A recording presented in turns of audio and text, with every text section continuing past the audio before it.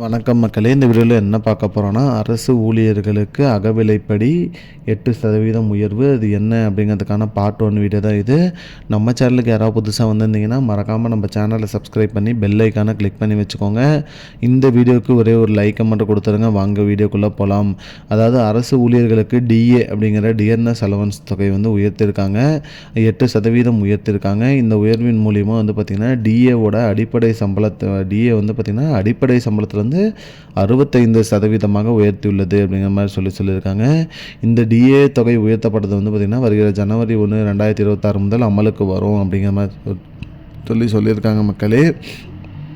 மேலும் பார்த்திங்கன்னா இந்த உயர்வுனால் பார்த்திங்கன்னா பெருகும் பணம் வீக்கம் மற்றும் உயரும் வாழ்க்கை செலவுகளுக்கு வாழ்க்கை செலவின் போது ஊழியர்களுக்கு பெரிய நிதி நிவாரணமாக இருக்கும் அப்படிங்கிற மாதிரி சொல்லியிருக்காங்க. அதனால் பார்த்திங்கன்னா நிறைய பேர் இதனால் பயன்பெறுவதாகவும் சொல்லியிருக்காங்க.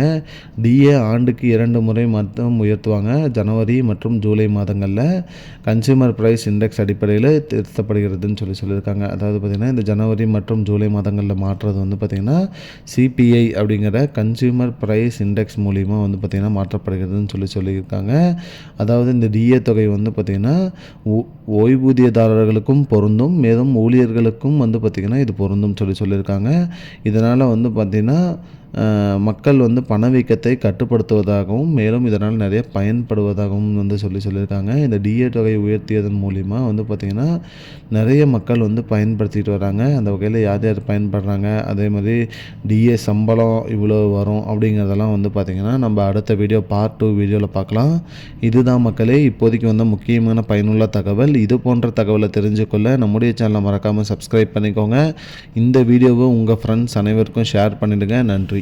I don't understand your jokes, man. Because it's not a joke. முன்ன பின்ன தெரியாத ஒரு பையனுக்காக விடுற அந்த மனசு இருக்க, அதான் கடவுள்.